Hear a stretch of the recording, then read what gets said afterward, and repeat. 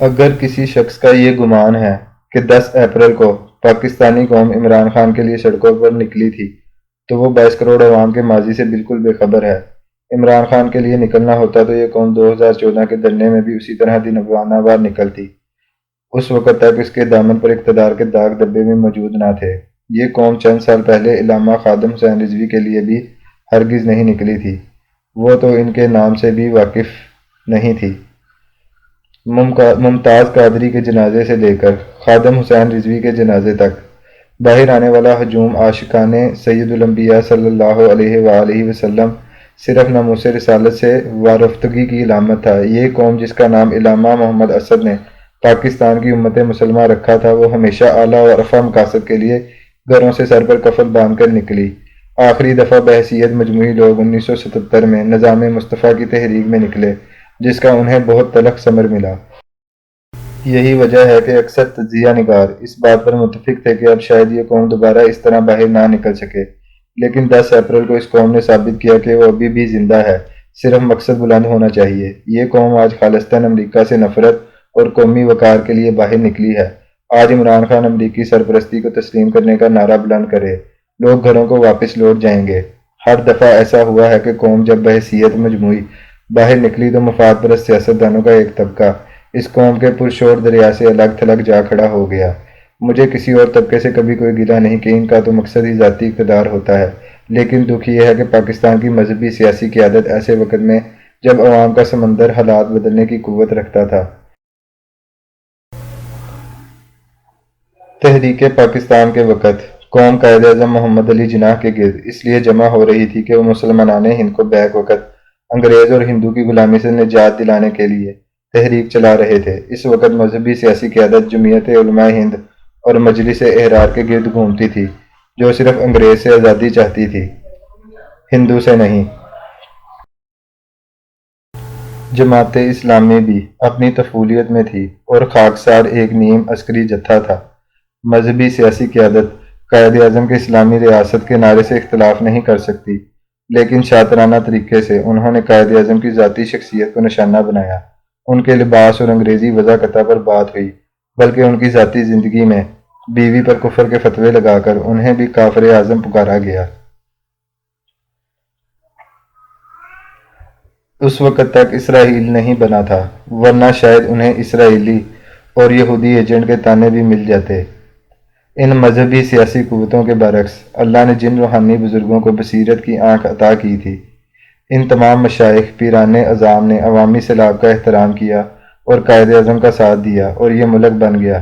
لیکن سیاسی علماء کرام کی قائد اعظم اور مسلم لیگ سے دوری اور نفرت کا ایسا خوفناک نتیجہ نکلا کہ ہم آج تک اس ملک میں ایک حقیقی اسلامی نظام کے نفاذ کو ترس رہے ہیں۔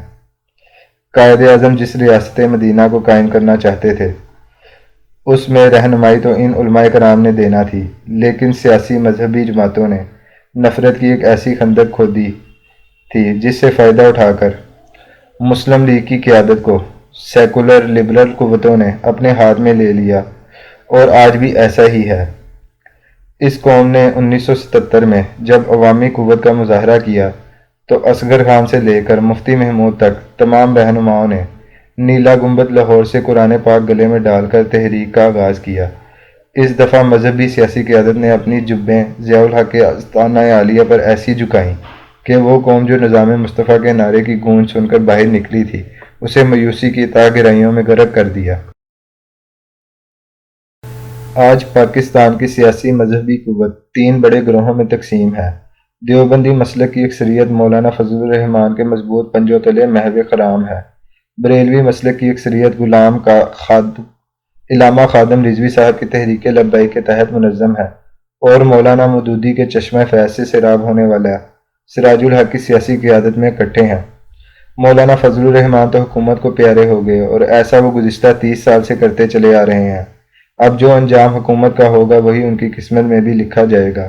رہ گئی 2 قوتیں، جماعت اسلامی جس نے امریکہ کے خلاف اس عوامی طوفان سے علیحدہ، سود کے خلاف اپنی الگ مہم شروع کر دی ہے، بالکل ویسے ہی جیسے قیام پاکستان کی تحریک میں شمولیت کی بجائے جماعت اسلامی الگ تھلگ اسلامی نظام کے نفاذ کے لیے اپنی جدوجہد کرتی رہی۔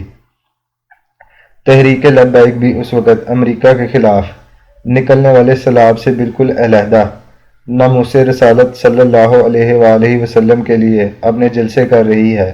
حیرت ہے، دونوں امریکہ مخالف ہیں اور دونوں ریاست مدینہ بھی چاہتی ہیں، مگر آج یہ دونوں عمران خان پر ویسے ہی اعتراضات کر رہی ہیں جیسے تحریک پاکستان کے وقت مسلم لیگ کی قیادت پر کیے جاتے تھے کہ یہ دین سے دور ہیں، ان کی ذاتی زندگیاں مغرب زدہ ہیں، یہ دراصل انگریز کے ایجنٹ ہیں۔ اس وقت صاحبان بصیرت صوفیہ کرام ہی جانتے تھے کہ خلقت کے دلوں میں بھی محبت اللہ ڈالتا ہے، اس لیے انہوں نے قائد اعظم جیسے بظاہر مغرب زدہ مسلمانوں کا ساتھ دیا اور یہ ملک بن گیا۔ موجودہ سیاسی مذہبی قیادت سے صرف ایک سوال ہے کہ سود کا نظام کیا پاکستان پر عالمی طاقتوں کے ایجنڈے پر قائم نہیں ہوا؟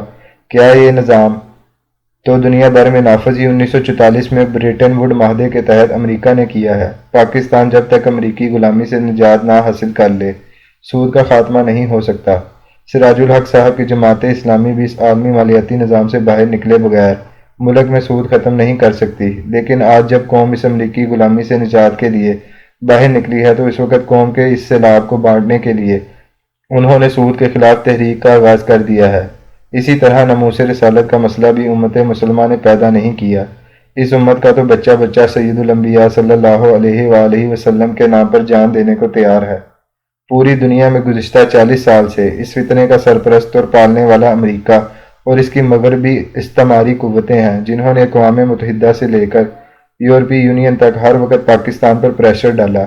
امریکہ سے علیحدہ ہوئے بغیر اور مغرب کے مالیاتی اور سیاسی نظام سے جدا ہوئے بغیر آج تک حکومتیں کھل کر اس مسئلے پر بھی احتجاج نہیں کر پائیں، لیکن آج اسی امریکہ کے خلاف قوم کے سیلاب کو بانٹنے کے لیے سعد رضوی صاحب ناموس رسالت کے لیے اپنی علیحدہ تحریک چلا رہے ہیں۔ ہر کوئی جانتا ہے کہ ان تحریکات محرک صرف آئندہ جمہوری الیکشن ہے۔ تمام مذہبی سیاسی جماعتیں ووٹ کی لذت میں گرفتار ہو چکی ہیں۔ جان لیں، پاکستان اس وقت ایک ہدف ہے۔ چین کے خلاف پینٹاگون کی حکمت عملی جو دسمبر 2019 میں آئی، اس کے تحت دو ممالک یوکرین اور پاکستان ایسے ہیں جنہیں امریکی تسلط میں لا کر انہیں برباد کرنا مقصود ہے، تاکہ چین اور روس کے تجارتی راستے مسدود کیے جائیں۔ آج پھر اللہ نے پاکستانی قوم کو اس سازش کے خلاف کھڑا کر دیا ہے۔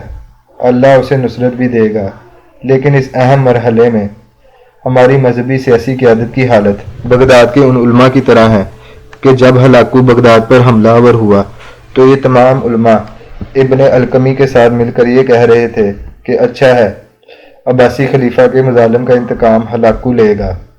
وہ ہلاکو کو اللہ کی طرف سے بلا قرار دیتے رہے، لیکن ہلاکو کی یہ بلا سب سے پہلے انہی علماء پر نازل ہوئی اور اس کی تلواروں سے انہی علماء کی داڑھیاں خون آلود ہوئیں۔